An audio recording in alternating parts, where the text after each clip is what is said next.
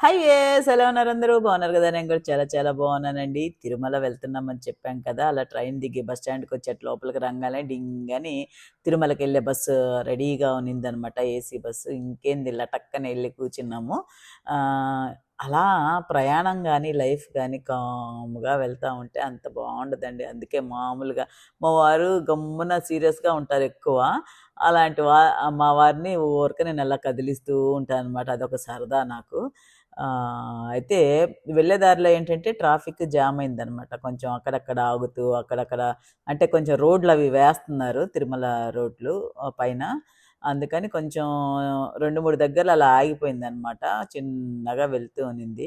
ఇంకా గమ్మున అలా కూర్చుంటే ఏం బావుంటది. అందుకనే మా వారిని అలా కదిలిస్తూ ఉంటాను అప్పుడప్పుడు. ఇంట్లో గూడా అంతే. ఏంటంటే తిరుమలని మనము ఎన్ని సార్లు చూసినా అంటే ప్రతిరోజు చూసినా గానీ చూడాల్సింది ఇంకా ఎంతో, ప్రతిరోజు కొత్తగానే ఉంటుంది. ఆ బ్యూటీని చూడటం మనకు జన్మ సరిపోదండి. అసలు ఎన్ని సార్లు అలా చూసినా గానీ, చూస్తూ ఉన్నా గానీ నాకైతే అలా అనిపిస్తుంది. చూసారా ఎంత అందంగా ఉంటదో కదా! ఎన్ని సార్లొచ్చినా రోడ్లు అసలు నాకు తెలిసి ఇక్కడ టాక్సీ వాళ్ళకి తప్పిస్తే ఇంకెవ్వరికి తిరుమల మొత్తం తెలీదనుకుంటానండి నిజంగా. అసలు ఇక్కడ చిమ్మే వాళ్ళకి కూడా మేము దిగిన గెస్ట్ హౌస్ పేరు అడిగితే తెలియదండి అంటున్నారు. అలా ఉందన్నమాట. కానీ తిరుమలేనండి. అసలు నిజంగా దేవుడు మన కోసమే సృష్టించారు.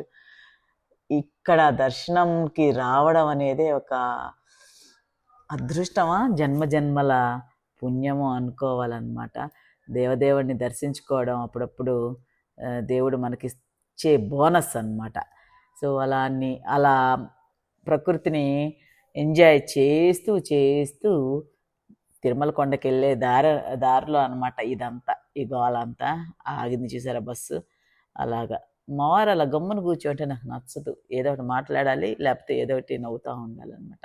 నాకేమో మా వారు నాకు ఫుల్ ఆపోజిట్. నేనేమో 5 నిమిషాలు కూడా నోరు మూయను. మా వారేమో 5 గంటలకు కూడా ఒక మాట మాట్లాడరు. అదనమాట. అలానే జోడీ కుదురుస్తాడేమో దేవుడు కదా. మీరేమంటారు?